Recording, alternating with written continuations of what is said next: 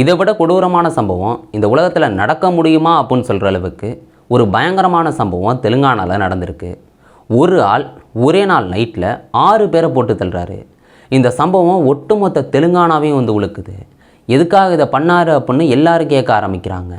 அவரை தேடுறதுக்காக வந்து பார்த்துட்டிங்கன்னா 12 தனிப்படம் அமைக்கிறாங்க. கடைசியாக அவரை பிடிச்சாங்களா இல்லையா, எதுக்காக கொலை பண்ணார், எல்லாத்த பற்றியும் டீட்டெயிலாக அந்த வீடியோவில் பார்க்க போகிறோம். எல்லாருக்கும் வணக்கம், நான் தான் பாலாஜி பேசுகிறேன். நம்ம தெலுங்கானாவில் உள்ள ரங்காரெட்டி மாவட்டத்துக்கு போகணும். அங்கே ஒரு ஊருங்க, ஒரு குடும்பம் இருக்குது. ஒரு அம்மா, ஒரு பாட்டி. அந்த அம்மாவுக்கு ஒரு 19 வயசு மாற்றுத்திறனாளி பெண். அவங்களால எந்திரிக்க முடியாது. அவங்கள வந்து குளிப்பாட்டுறது கூட இவங்க கூட்டுட்டு போய் குளிப்பாட்டி விடுவாங்க, சாப்பாடு ஊட்டி விடுவாங்க, எதுவுமே வந்து பண்ண முடியாது. அப்புறம் 17 வயசு காலேஜ் படிக்கிற பொண்ணு இருக்குது. 4 பேர் லேடிஸாக இருக்காங்க. ஒரு நாள் வந்து பார்த்துட்டிங்கன்னா இந்த 17 வயசு பொண்ணு காலேஜுக்கு போகுது. அங்கே காலேஜில் வந்து பார்த்துட்டிங்கன்னா அவர் இந்த பின்தொடர்ந்து வந்துக்கிட்டே இருக்கான். இந்த பொண்ணு வந்து பயப்படுது. இப்படி போயிட்டு இருக்கும்போது அவன் அடிக்கடி பண்ணிக்கிட்டு இருக்கான். ஒரு நாள் கையை பிடிச்சி இழுக்கிறான். அவன் பேர் ராஜ்குமார். இப்படி அவன் கைப்பிடிச்சி இழுத்தோன்னே இந்த பொண்ணு வீட்டுக்கு வந்து சொல்லுது. உடனே போலீஸில் போய் கம்ப்ளைண்ட் கொடுக்குறாங்க. இந்த பொண்ணுக்கு வந்து ஒரு மாமா வந்திருக்காங்க. அந்த மாமாவும் வந்து கூட வராங்க. அப்புறம் அந்த ஃபேமிலி போய் அந்த ராஜ்குமார் மேலே கம்ப்ளைண்ட் பண்ணுறாங்க. போக்சோ வழக்கு பதியப்படுது. மே 16ஆம் தேதி இது நடக்குது. ஆனால் அந்த ராஜ்குமாரை கைது பண்ணலை. இப்படியே நாட்கள் கணக்காக போயிட்டுருக்கு. அந்த பொண்ணோட மாமா போய் போலீஸ் ஸ்டேஷனில் கேட்குறாங்க. அவங்க வந்து சொல்கிறாங்க அந்த ராஜ்குமார் தலைமறைவாக இருக்கான், உடனே கைது பண்ண முடியலை அப்படின்னு அவங்க ஒரு விளக்கத்தை கொடுக்குறாங்க. இப்படியே 10 நாள் ஆகுது. மே 26ஆம் தேதி அந்த ராஜ்குமாரை கைது பண்ணுறாங்க. இப்படி கைது பண்ணாலும் அந்த ராஜ்குமார் ஜாமீன் வாங்கிட்டு அவன் வெளில வரான். வெளில வரவன் சும்மா இல்லாமல் பழி வாங்கணும் அப்படிங்கிற எண்ணத்தில் இருந்துக்கிட்டு இருக்கான். இப்படியே நாட்கள் கணக்காக போய்கிட்டு இருக்கு. ஜூலை 10ஆம் தேதி வந்து பார்த்துட்டிங்கன்னா இப்போ இந்த ஜூலை 10ஆம் தேதி சாயங்காலம் என்ன நினச்சான்னு தெரில, கொலை பண்ணணும் அப்படிங்கிற மூடில் இருக்கான். இதனால் காரை வாடகைக்கு எடுத்துக்கிட்டு சேப்புகள் இருக்கார். இந்த பொண்ணோட வீட்டுக்கு நைட்டு 11 மணிக்கு போகிறான். அப்படி அங்கே போய் கதவெல்லாம் தட்டி அங்கே உள்ளே போய் இந்த பொண்ணை வந்து வெளில இழுத்துக்கிட்டு வரான். அப்படி வரும்போது அவங்க அம்மா பாட்டி சும்மா இருப்பாங்களா, அவங்க தடுக்கிறாங்க. அந்த அம்மாவையும் அந்த பாட்டியும் கத்தியால் குத்தி கொன்னுட்டு இவன் இந்த பொண்ணை வந்து இழுத்துட்டு போகிறான்.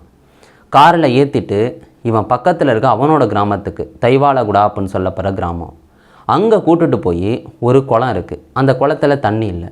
அங்கே இந்த பொண்ணுகிட்ட தப்பாக நடந்துக்கிட்டு இந்த பொண்ணை வந்து அங்கே கொலை பண்ணுறான். இப்படி கொலை பண்ணிவிட்டு அவனோட வெறி அடங்கலை.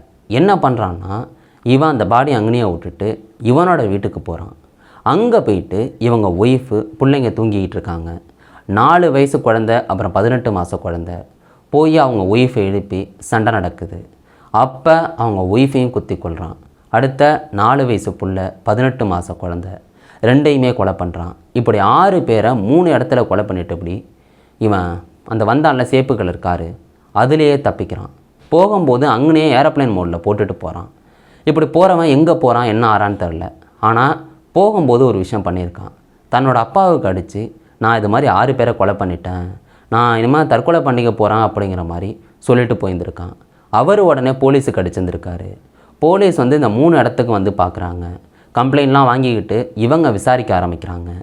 12 தனிப்படை அமைக்கிறாங்க.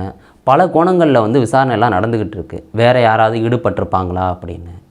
இந்த நேரத்தில் வந்து பார்த்துட்டிங்கன்னா அந்த பொண்ணோட மாமா இருக்காங்கல்ல, அவங்க சொல்கிறாங்க அவன் வந்து அடிக்கடி ஃபாலோ பண்ணி தொந்தரவு கொடுத்துக்கிட்டு இருந்தான் அப்படின்னு.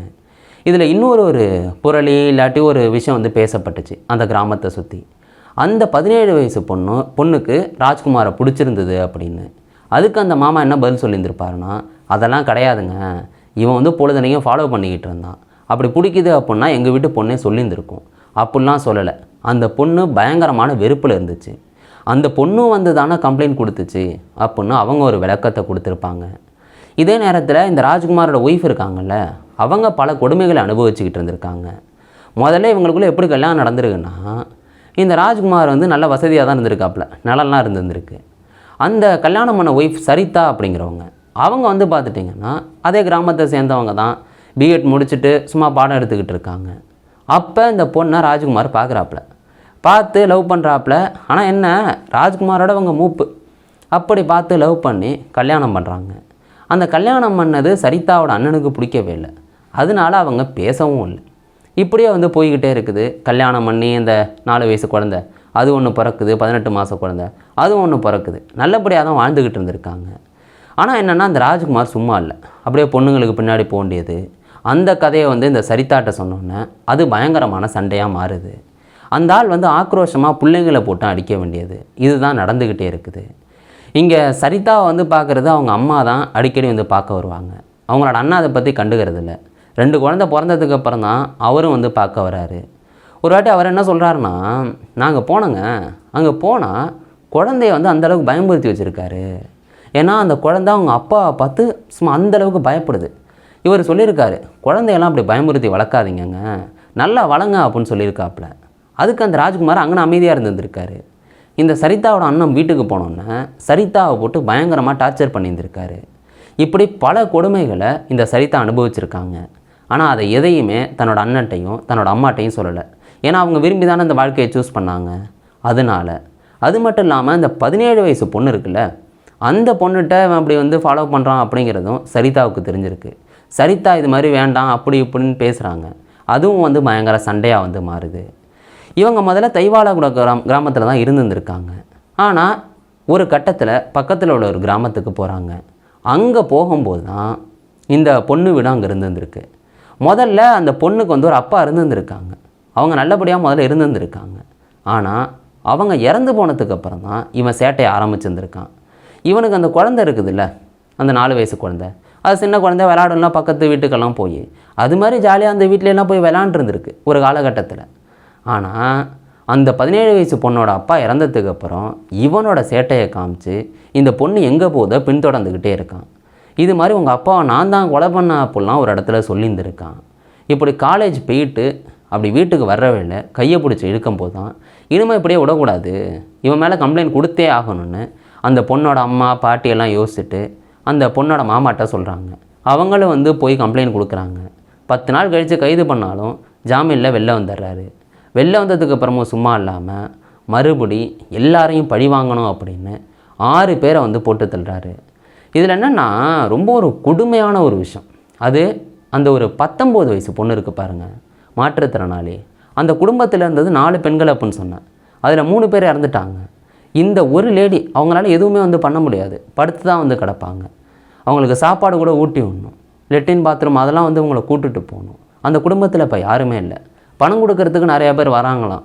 ஆனால் அதை வாங்கி இவங்களால் எப்படி செலவு பண்ண முடியும்? யோசிச்சு பாருங்கள். அந்த பொண்ணோட மாமா வந்து ஒரு கம்ப்ளைண்ட் சொல்லியிருக்காங்க.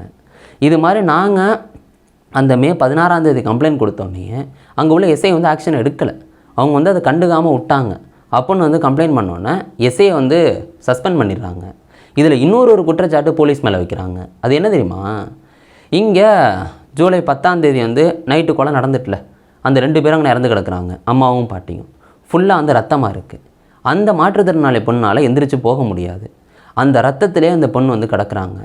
இந்த நேரத்தில் தான் போலீஸ் வந்தவங்க அந்த பொண்ணை வெளில கூட்டு போகாமல் அங்கனையே வச்சுட்டு யாரையும் உள்ளேயும் விடாமல் இந்த பாடியை மட்டும் வெளில தூக்கிட்டு போயிருக்காங்க. இங்கே ஃபுல்லாக ரத்தமாக இருக்குது. அந்த வாடியில் அவங்க இருந்துக்கிட்டு இருக்காங்க. ரொம்ப நேரம் கழிச்சு தான் வெளில கொண்டு வந்திருக்காங்க. இங்கே இந்த பொண்ணோட மாமாலேருந்து சொந்தக்காரங்க யாரையுமே வந்து உள்ளே விடலை. இப்படி ஒரு குற்றச்சாட்டையும் வைக்கிறாங்க. இதில் என்னென்னா அந்த பொண்ணை வந்து இனிமேல் பாதுகாப்பத்தில் சேர்க்க போகிறோம் அப்படின்னு சொல்லியிருக்காங்க. ஆட்சியர் வந்து இது மாதிரி சொல்லியிருக்காங்க, நாங்கள் வந்து துணையாக இருப்போம் அப்படின்னு. இப்படி நேரங்கள் போய்கிட்டே இருக்குங்க. அந்த குற்றவாளியை கைது பண்ணாதானே இன்னமும் பல உண்மைகள் வெளியே வரும். 12 தனிப்படைகள் அவங்களோட வேலையை வந்து ரொம்ப சீரியஸாக பார்த்துக்கிட்டு இருக்காங்க. சிசிடிவி ஆய்வு பண்ணுறாங்க. இப்படி போய்கிட்டு இருக்கும்போது தான் ஒரு தண்டவாளத்துக்கு பக்கத்தில் சேப்பு கலர் கார் கிடக்குது. அங்கே போய் பார்த்தா இது இவன் ஓட்டின கார் தான் தெரிய வருது. ஆனால் உள்ளே எதுவும் ஆதாரங்கள்லாம் இல்லை. இப்படி குற்றவாளிகளை நெருங்கிக்கிட்டு இருக்காங்க. இந்த நேரத்தில் தான் போலீஸுக்கு ஒரு ஃபோன் வருது. இது மாதிரி பெஞ்சர்லா அப்படின்னு சொல்லப்படுற ஒரு கிராமத்துக்கிட்ட ஒரு உடல் கிடக்கு அப்படின்னு. போலீஸ் அங்கே போகிறாங்க. அங்கே போய் பார்த்தா அது ராஜ்குமார் மாதிரி தெரியுது. உடனே அவங்களோட சொந்தக்காரங்களை கூப்பிட்டு கன்ஃபார்ம் பண்ண சொல்கிறாங்க. அப்படி பார்த்தா அது ராஜ்குமார் தான் அப்படின்னு 100% வந்து கன்ஃபார்ம் ஆகிடுது. உடனே அந்த உடலில் வேறு எதுவும் இருக்கான்னு பார்க்குறாங்க. பக்கத்துலேயே ஒரு பூச்சிக்கொல்லி பாட்டில் வந்து கிடக்குது. அது மட்டும் இல்லாமல் பாக்கெட்டில் ஒரு செல்ஃபோன் ஏரோப்ளைன் மோடு போட்டு வந்துருக்குது. அடுத்த 1260 ரூபா பணம் இருக்குது. அந்த ஃபோனை ஓப்பன் பண்ணி பார்த்தா அதில் 2 நிமிஷம் 26 செகண்டுக்கு ஒரு வீடியோ இருக்குது. அதை இவன் தான் பேசியிருக்கான்.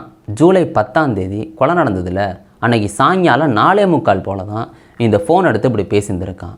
அதில் பல குற்றச்சாட்டுகள் வைக்கிறான். முதல்ல சொல்கிறான், வாழ்க்கையில் மிகப்பெரிய சலிப்பாக இருக்கானா. இதில் வந்து நிறையா பணம் வச்சுருந்தானா. அந்த பணத்தை ஃபுல்லாக அந்த 17 வயசு பொண்ணு குடும்பம் இருக்குது பாருங்கள், அங்கே தான் கொடுத்தானா. அதை தாண்டி 2 ஏக்கர் நிலத்தை விற்று அதில் பாதி பணத்தையும் அங்கே தான் கொடுத்தானா. அதை அவங்க என்ன பண்ணாங்கன்னு தெரிலன்னு இவன் சொல்கிறான். அந்த குடும்பம் மேலே ஃபுல் குற்றச்சாட்டையும் வைக்கிறான். என்னை ஏமாற்றிட்டாங்க, என் புள்ள 2 பேருக்கு வந்து சொத்தே இல்லாமல் போயிட்டு அப்படின்னு அவன் சொல்லியிருந்திருக்கான். அதையும் தாண்டி என்னை அடைச்சி வச்சு போலி வழக்கை கொடுத்து ஜெயிலில் தூக்கி போட பார்த்தாங்க அப்படின்னு சொல்லிட்டு அந்த 3 பேரை ஏதாவது பண்ணணும்னு சொல்கிற மாதிரி ஏதோ சொல்ல வரான். அப்போ போலீஸ் வந்து வீடியோவை ஸ்டாப் பண்ணிடுறாங்க. அதாவது இவன் பேசுனது 2 நிமிஷம் 26 செகண்ட் இப்படி. அதில் கிட்டத்தட்ட பாதி வீடியோ தான் மீடியா கிட்ட காமிச்சிருந்துருக்காங்க. அந்த மீடியா கிட்ட சொன்ன விஷயத்தை தான் உங்கள்கிட்ட சொல்லியிருக்கேன்.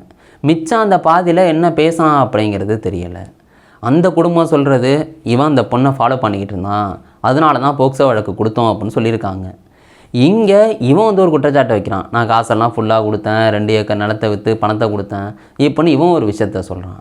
இவன் அந்த பொண்ணு குடும்பத்து மேலே இருந்த காண்டில் அந்த பொண்ணு குடும்பத்தையும் கொலை பண்ணி இவனோட குடும்பத்தை எதுக்காக கொலை பண்ணான் அப்படின்னு தெரியல. அங்கே என்ன சண்டை நடந்தது அப்படின்னு தெரியலை. இவன் கொலை பண்ணி அவனும் வந்து தற்கொலை பண்ணி இறந்து போகிறான். இதில் அவன் உயிரோடு இருந்திருந்தான்னா இவனை நல்லா விசாரிச்சிருந்தா எக்ஸாக்டாக என்ன நடந்திருக்கு அப்படிங்கிற உண்மை தெரிய வந்திருக்கும். இப்போ இந்த விஷயம் சம்மந்தப்பட்டு கிட்டத்தட்ட 7 பேர் வந்து இறந்து போகிறாங்க. யோசிச்சு பாருங்களேன். நீங்கள் இதை பற்றி எப்படி பார்க்குறீங்க? இதில் என்னென்னா, இந்த ராஜ்குமார் இருக்கான்ல, இவன் வந்து ஆன்லைன் சூதாட்டம்லாம் நிறையா பண்ணிக்கிட்டு இருந்தானா. 2 கோடி ரூபா வரைக்கும் கடன் வந்து அவனுக்கு இருக்கான். கிட்டத்தட்ட 16 சிம் கார்டு வச்சு எல்லா சிம் கார்டையும் யூஸ் பண்ணியிருந்திருக்கான். யோசிச்சு பாருங்கள். இதெல்லாம் நம்ப முடியுதா? போலீஸ் விசாரணையில் எல்லாம் தெரிய வருது. போன அக்டோபர் 2025 கூட இவன் வந்து தற்கொலை பண்ண ட்ரை பண்ணியிருந்திருக்கான் மருந்து குடிச்சு. எதுக்காகனா கடன் அதிகமாயிட்டான். அப்புறம் ஏதோ சமாளித்து வந்து வந்துடுறாங்க. நீங்கள் இந்த சம்பவத்தை எப்படி பார்க்குறீங்க? அங்கே எக்ஸாக்டாக தெலுங்கானாவில் என்ன நடந்திருக்கும்? உங்களுக்கு என்ன தோணுதோ அதை கீழே கமெண்ட் பண்ணுங்க. நாளைக்கு நான் வீடியோவில் நான் உங்களை பார்க்குறேன். Bye guys.